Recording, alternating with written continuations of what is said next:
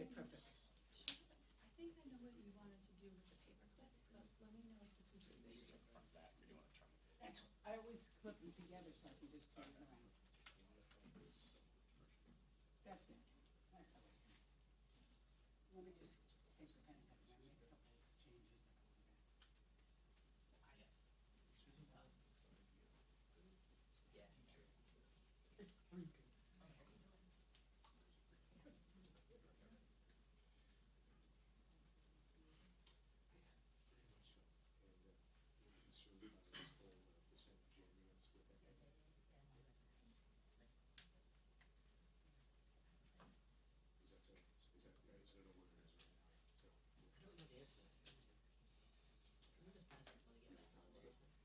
Change this back to 25 minutes.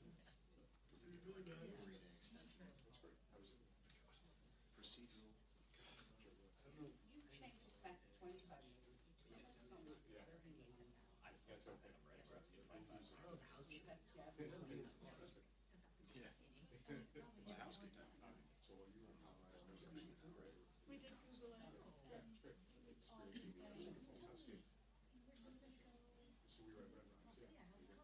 saying, we're gonna go. Everything on Google said 23 or 25.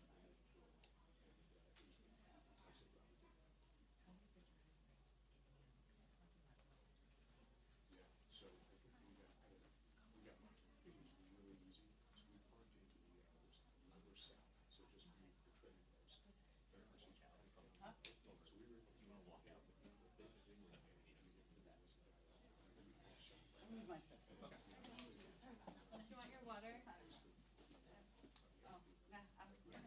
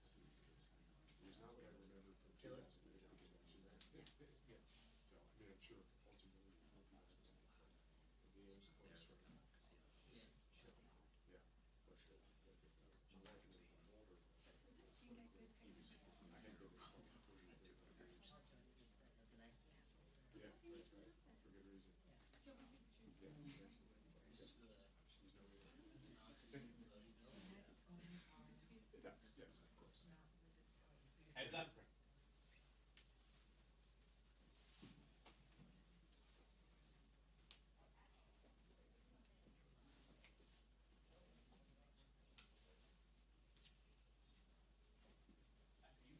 He's just gonna hold the door for all his girlfriends.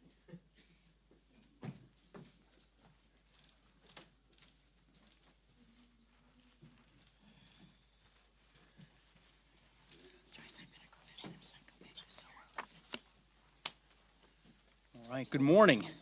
Morning. Thank you all so much for joining us this morning. Proud to be joined by leaders from across the pro-choice caucus, the Democratic Women's Caucus, and the House Democratic Caucus for today's important call to action. As you all know, right now, this Congress is on pace to be the least productive since the Civil War. And that is because, rather than tackling the real issues of importance, consequential challenges that we face, Republicans here in Congress and across the country continue to be relentless in their attempts to drag Americans back to the laws of the last century. Just take a look at the current state of affairs, as you'll hear from my distinguished colleagues gathered today. In Alabama, where conservative judges issued a ruling that put patients and doctors conducting IVF treatment at risk of criminal prosecution. You'll hear from Representative Wild and DPCC co-chair Trahan, who have been fighting against this disastrous and dangerous ruling here in the United States Congress. In Florida, the latest in one of 17 states, that either bans abortions entirely or at 6 weeks of pregnancy. You'll hear from the chairwoman of the Democratic Women's Caucus from the state of Florida, who has talked so eloquently on the floor about the dark day that particular law has now ushered into her state. In Arizona, where a Civil War-era abortion ban was scheduled to take effect in June, banning what is often life-saving care for most of the summer, or at least until a now-passed law to repeal the 1864 total abortion ban goes into effect this fall. And what's made this all even more staggering is the blatant hypocrisy of House Republicans, many of whom rushed to the cameras to profess their support for IVF treatment and fertility care in the wake of the Alabama Supreme Court ruling, but still co-sponsor legislation today that would codify the decision that they claim to oppose. Their priorities are out of step with the American public. 4 in 5 Americans say that IVF should be legal. 2 in 3 Americans oppose a nationwide ban on abortion. And that is why House Democrats will continue to fight for reproductive care for all women, to put families first, to defend fundamental freedoms, and to protect critical care for the American people. Now proud to hand it over to my distinguished colleague from the great state of Colorado, the dean of my delegation, and a wonderful mentor, Representative DeGette. Thank you. Thanks, Joe. We're so proud of you in your new role, and thank you for calling this out and taking the lead today. It's really important.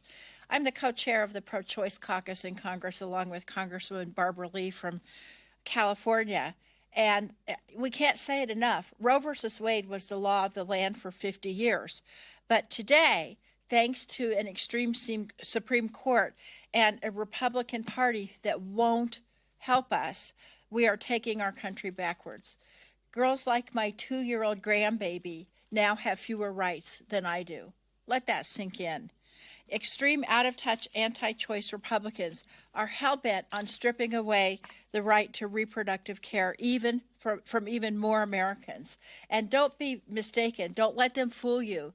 Their goal in the end is a nationwide abortion ban.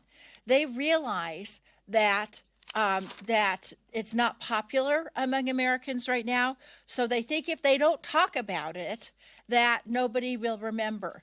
But people do remember, because what has happened is 184 House Republicans have signed on to legislation in the past 3 Congresses which would ban not just all abortions, but it would also ban IVF, it would ban stem cell treatments, and it would ban many common forms of birth control.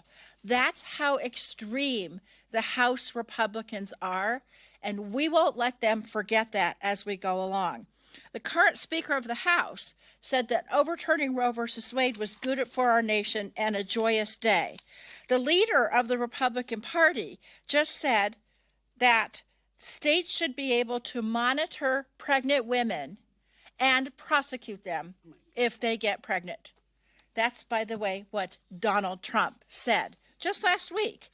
He also said states should be able to do whatever they want. And then the next day after he said that, Arizona went back to this 1800s law that banned abortion, which then he said was too much. He'll say anything, any day, that he can to try to get reelected. But make no mistake, with his allies in the U.S. Congress, he will try to institute a national abortion ban. We're going to stand up against it because the vast majority of Americans believe that everybody should have the freedom to choose the health care they want, and that includes abortion care. Those decisions belong to patients. They don't belong to anybody else, particularly politicians.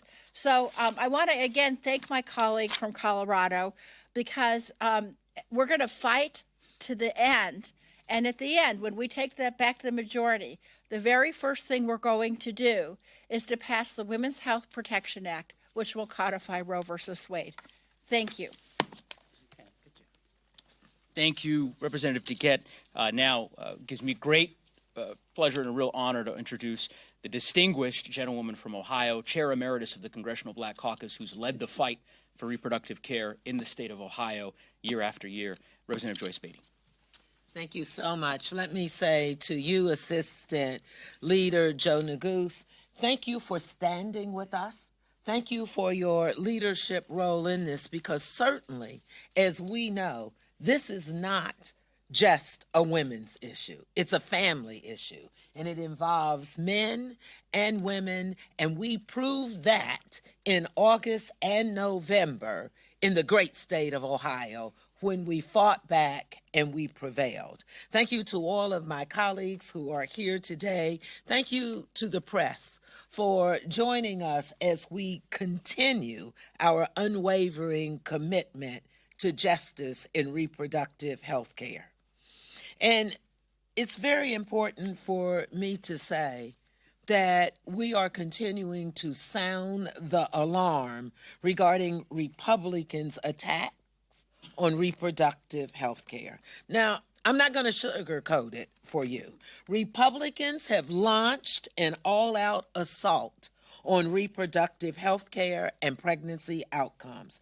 Their assault spans from abortion and fertility care to contraceptives and, tragically, even stillbirths and miscarriages. That, for me, hits home and is very personal. This assault is informed by fetal personhood ideology that pits women against their own pregnancies when their pregnancies don't align with Republican dogma. Now, let me just say this. When research shows us that 1 in 4 women would have an abortion and 1 in 4 women also to a miscarriage. Now, I'm going to tell you something I know for a fact that just does not affect Democratic women. So, you know what I'm saying. Republican women are in those numbers. So they're hypocritical. This assault is informed by their fetal personhood ideology that pits us against our own bodies. Fetal personhood has been weaponized to deny necessary medical care and to prosecute pregnant individuals like Ohioan Brittany Watts, whose story is now nationally known. She was criminally charged, arrested, handcuffed for miscarrying an unviable pregnancy at home, despite day after day going to the hospital, seeking medical treatment, telling them about her unbearable pain and suffering repeatedly over days. And as the Democratic Women's Caucus's liaison to the White House, I led a letter with more than 155 House Democrats to Health and Human Services Secretary Javier Becerra, to the Biden administration, and even to Attorney General Garland to safeguard the rights of women like Ms. Watts, and they responded. Secretary Javier Becerra came to my district. President Biden went on a trail with First Lady Biden, with our Vice President Harris, and Second Gentleman in Virginia, specifically to talk about women's reproductive rights. The president actually invited a guest, as many of us did, to tell their stories about the attack on women's reproductive health rights.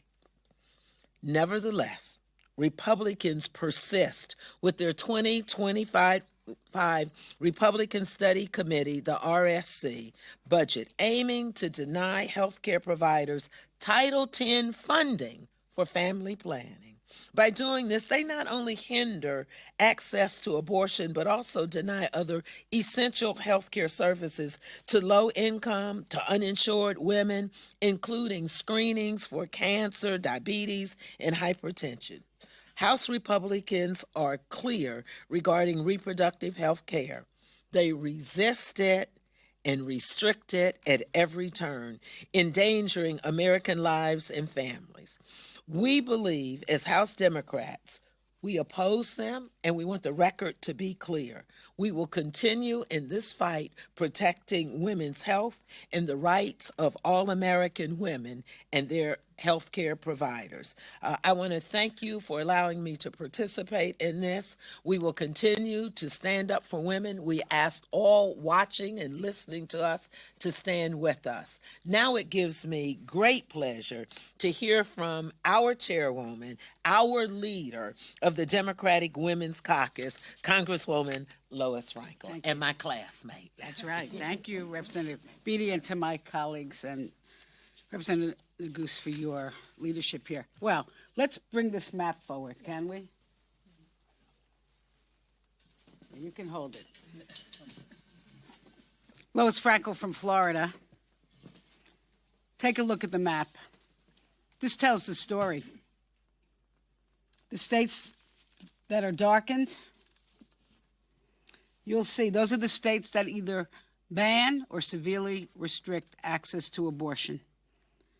That means that 1 in 3 women in this country who are childbearing age now live in states where abortions are banned or unreasonably conditioned, putting many of them hundreds of miles from the care they need. That's more than 25 million people, and includes my home state of Florida, where a 6-week ban was just put into place. And that's before most people even know they're pregnant.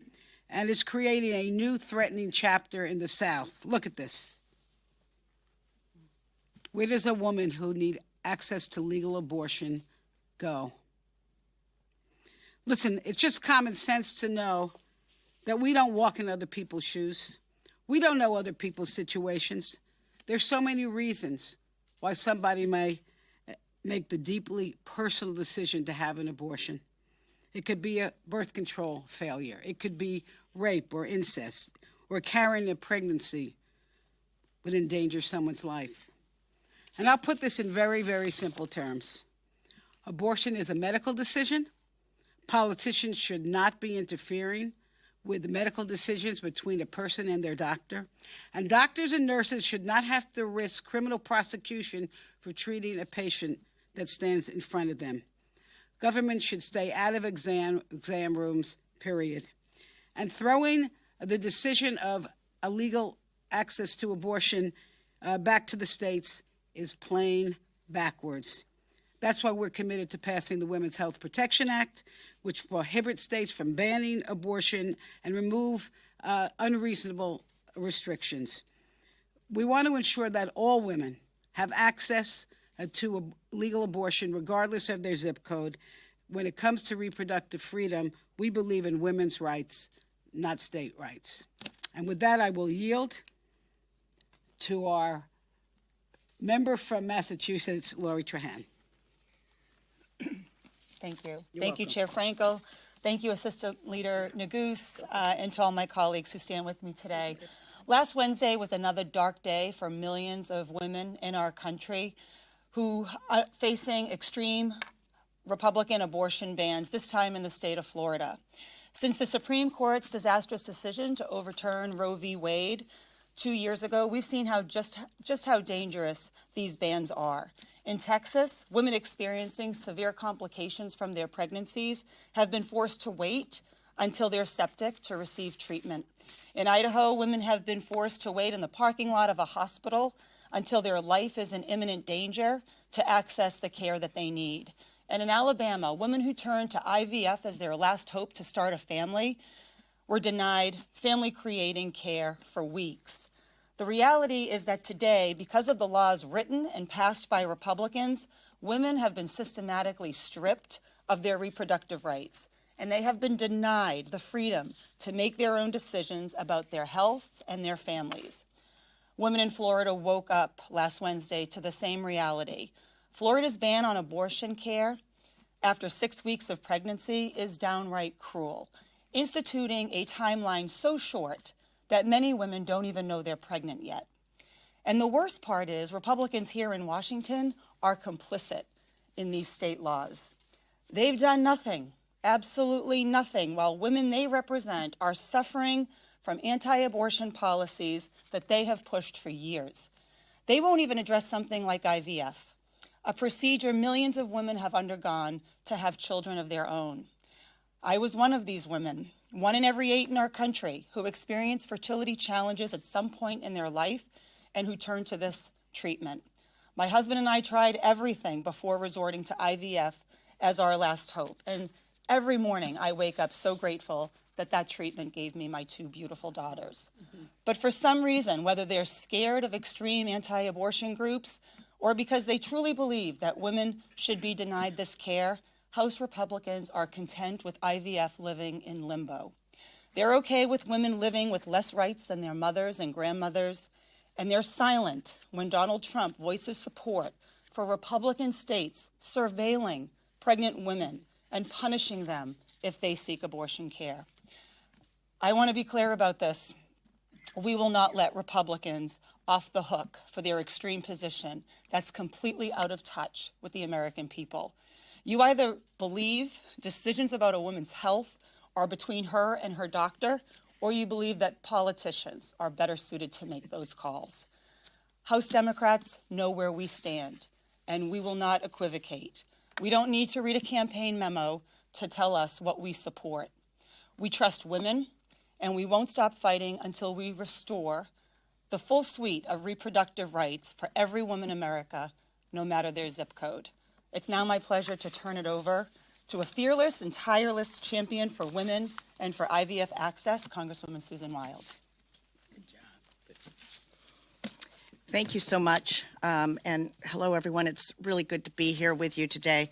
I wish it were under better circumstances. And by the way, I'm Susan Wild from Pennsylvania 7. And we saw last week Florida's cruel and inhumane 6-week abortion ban took effect. So just furthering the attacks on our reproductive freedoms that have not and will not stop as long as the GOP is in the majority and as long as they have their way.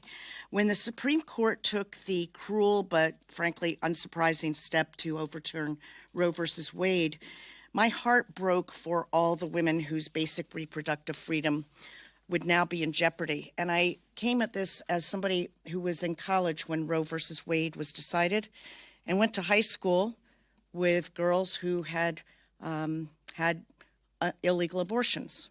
And after Roe versus Wade was decided, and I was still in college, and I heard so many stories from much older women about what life had been like for them. And the dark days of back alley abortions. And so it was shocking to me that 50 years later, we were here still talking about Roe versus Wade, still talking about women's reproductive rights. As a mother and a lawyer who used to represent healthcare providers, and now as a sitting member of Congress, I've always believed that private medical decisions be squarely between a patient and her or his doctor. And I say it that way specifically because no one questions when a man is in a doctor's office that the medical decisions that are made should be between him and his doctor. It's only when it's a woman in a hospital, doctor's office, healthcare provider's office that becomes an issue. And she is entitled to also have those decisions be made only between her and her healthcare provider. After my immediate upset at the Dobbs decision faded, I started thinking about what other angles might be taken to open up this attack on women's bodies and their healthcare decisions. And after reading the entire decision, and particularly Justice Thomas's opinion, I quickly realized that IVF was likely on the chopping block at some point. I say that because I had so many people in my own friends and family circle and acquaintances who had relied upon IVF to start their families. And because, having done a lot of healthcare law, I understood exactly what the IVF procedure involved.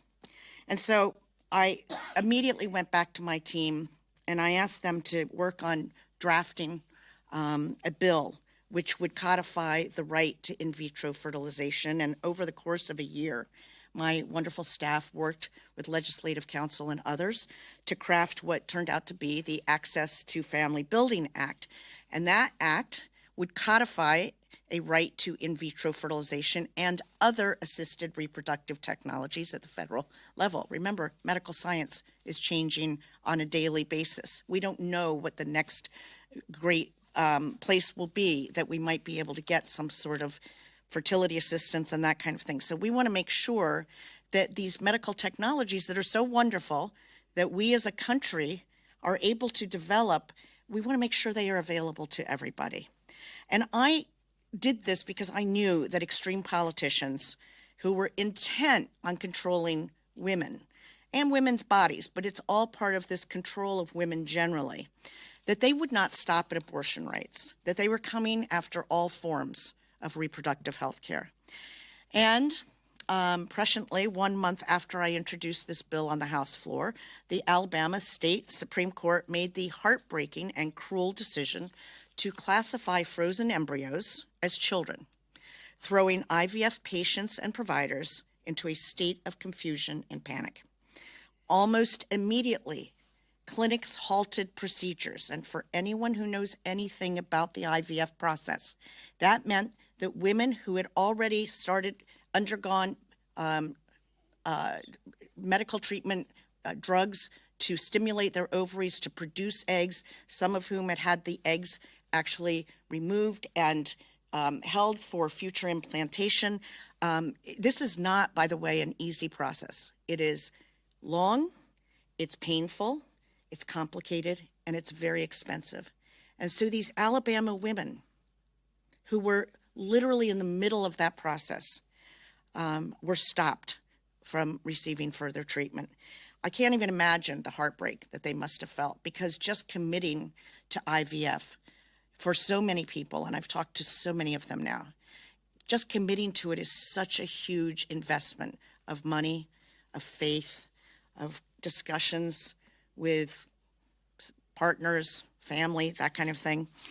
And the consideration that has to be made of just how difficult it's going to be on the woman's body. And so after they've gone through all of that, a court, out of the blue, has the power to stop their treatment. On the heels of the Alabama decision, more than 150 of my colleagues signed on almost immediately as co-sponsors of my bill. Numerous healthcare and advocacy organizations endorsed it, including the Building Military Families Network, the Center for Reproductive Rights, and the American Society for Reproductive Medicine, and constituents from across my community and throughout the country shared their own difficult fertility journeys. As someone who had personally struggled with infertility, I knew the heartbreaking of the heartbreak of finding out that you are not able to get pregnant in the usual way. I also know the great joy that you feel when you get through that process and through whatever type of reproductive technology you use, that you actually are able to conceive a child. In my case, 2 wonderful children, now adults, and that joy, so quick, as Representative Trahan just mentioned, so quickly replaces that terrible anguish and heartbreak that you go through when it seems that everyone around you can get pregnant except you. It's really, if you haven't been through it, and many people have not, and no man has, they may as partners and spouses for sure, but not personally. And so I just knew that this was so critical that we address this. And I can tell you, as one of those people, that politicians and courts should never have a say in how anyone chooses to start or grow their families. And don't let anyone tell you that this issue only affects wealthy families. Over the past several months, I've been in close contact with veterans, as I mentioned, with military families who, as you're probably aware, I'm a daughter of a military man myself. You move every couple of years. You never know where your next assignment is going to be until literally a few weeks before you go. So military families who start IVF in an IVF-friendly state may very well be faced with moving to a state where it is disallowed. Same thing for other types of treatment. And so I've also spoken with cancer patients whose male and female, by the way, whose physicians have told them that before they start chemo, they need to harvest their eggs or their sperm to make sure that they can reproduce later. And all of these people fear that this safe and reliable procedure may now be in jeopardy. And the reality is that these are the stakes that we're dealing with. It's important, and I want to note this, that not everyone on the other side of the aisle is determined to defeat this.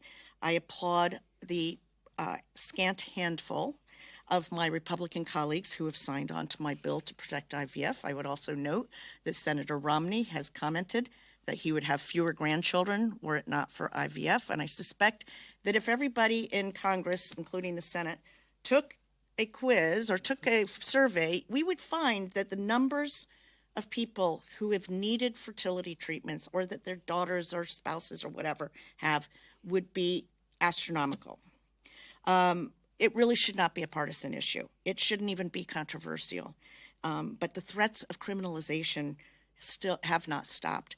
And so that's why I'm never going to stop fighting to protect IVF and all the other means for reproductive freedom, and why I'm proud to have received such overwhelming support for the Access to Family Building Act. And with that, I will turn it back over to my friend and colleague, Mr. Neguse. Thank you, Representative Wild, Representative Trahan, Chair Emeritus Beatty, Chair Frankel. We'll take questions. So, Nick? Sure. It's been nearly 2 years since the House passed the Women's Health Protection Act. If you were to take it back up again in the majority, would it need to be changed at all to reflect events of the last few years? I don't think so. So I think the short answer is no. We have a bill. That bill could be passed on the floor today, and it would protect the reproductive rights of women all across the country and ameliorate so many of the devastating consequences of the Dobbs decision, as well as the Alabama decision and the variety of different initiatives and court cases that have metastasized across the country.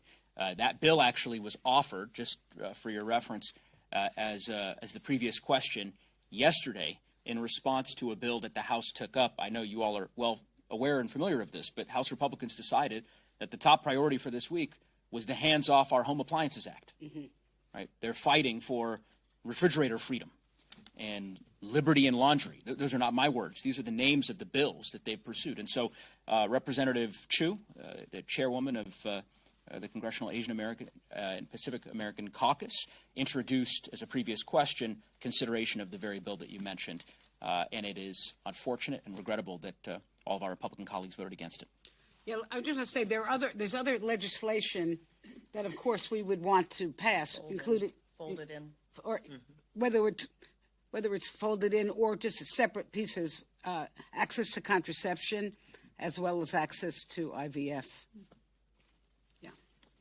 Yes, and then We have Rita Brett with Great Television. What's your message to women and legislators in states that are not only seeking to ban abortions, but also block Medicaid reimbursements for organizations like Planned Parenthood, as is the case in Missouri? It just passed the state legislature.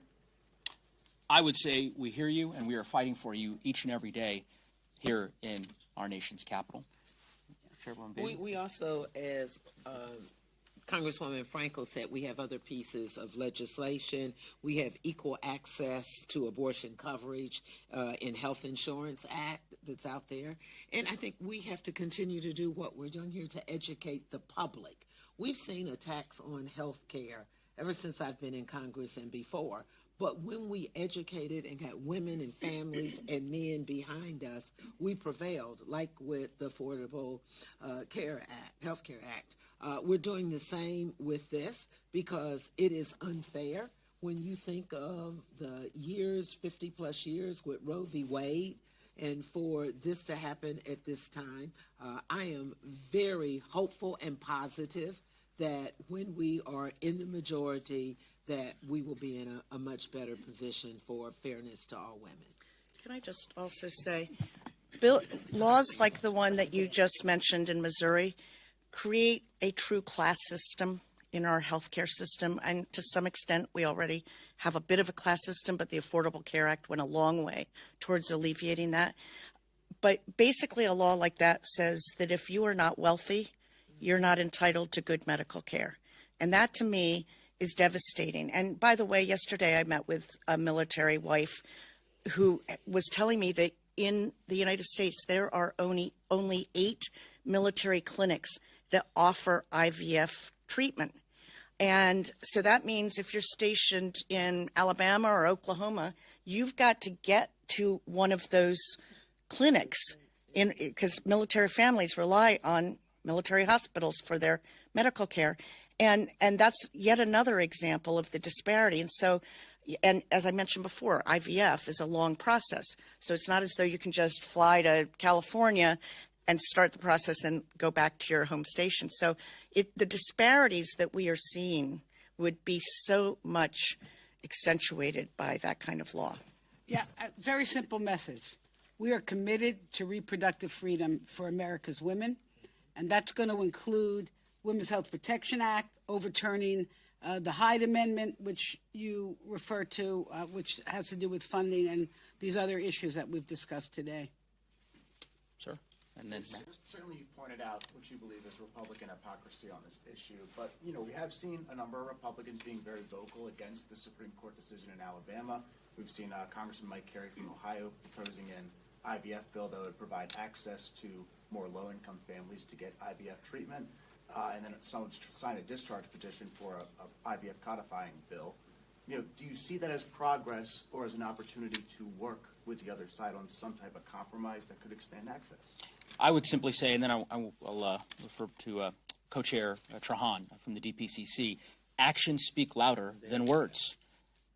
Any number of these Republicans who supposedly support IVF or have condemned the decision by the Alabama Supreme Court could go to Speaker Johnson today and tell him to put on the floor Representative Wild's bill, which has broad support, which is deeply popular with the American public. They've chosen not to. So I would say the American people should judge their actions, not their words. And I think that to the extent or insofar as they do that, they'd be deeply disappointed. Yeah. I'll echo what Assistant Leader Neguse just said in terms of action speaking louder than words. We haven't seen any Republicans take their name off the Life at Conception bill, which definitely prevents women from seeking the IVF treatment and the care that they need, which is a painful and it's a procedure that many women undergo, round after round of treatment. We also saw Senate Republicans block Senator Duckworth's, the companion bill to Representative Wild, to codify access to IVF care. And so, look, I hear the words. I talk to my colleagues who say, I'm not against IVF. But the reality is those words mean nothing because it's dangerous when they put their names on pieces of legislation that are causing these harms to women in states across our country. Let me just add to this, since you mentioned Congressman Carey from Ohio. I agree with everything that was said. And I think if people are really serious about it, they're in the majority. Then he could cross over with the Democrat or put it on the floor for a vote. It's one thing when you give yourself coverage by proposing something, but they're in the majority. So the bills that you mentioned, we're not voting on those bills. They didn't bring a bill to the floor and give us the opportunity or to work with the Senate to pass it. That's when we will be in a better position to say, yes, we'll work with them. We'll work with anyone that's supporting us. This is not a Democratic issue. And I think Congresswoman Wild said it best. She applauded the few people that signed on. And as you heard in all of our words, it's for all women. It is not a Republican issue. So tell them to put it on the floor, and those bills that are supportive of our position, I will assure you that we would support it. Right. We can make it clear. It's not Republicans. Republican women are not against reproductive freedom. It's the Republican politicians in this Congress and in state legislatures who have been opposing and creating obstacles to access to reproductive freedom. And can I just say one more thing in response to your question? Because I absolutely welcome and hope that I can get more of my Republican colleagues on my bill. I think I've got 4 now. And you may have heard that a couple of them have introduced resolutions to statements that they support IVF. That doesn't do anything for anybody. That does not create a legal right to IVF. And so words are not nearly as important as actions, as we've always heard. And I hope that I can get more Republican interest in this, and I'll be working hard to do that. So 2 more questions. Max, and then Max. Yeah, I think one thing we hear when you talk to Republicans about this issue is they quickly pivot to what they claim is Democratic extremism on this. They say Democrats support late-term abortions, Democrats support the zero restrictions at all.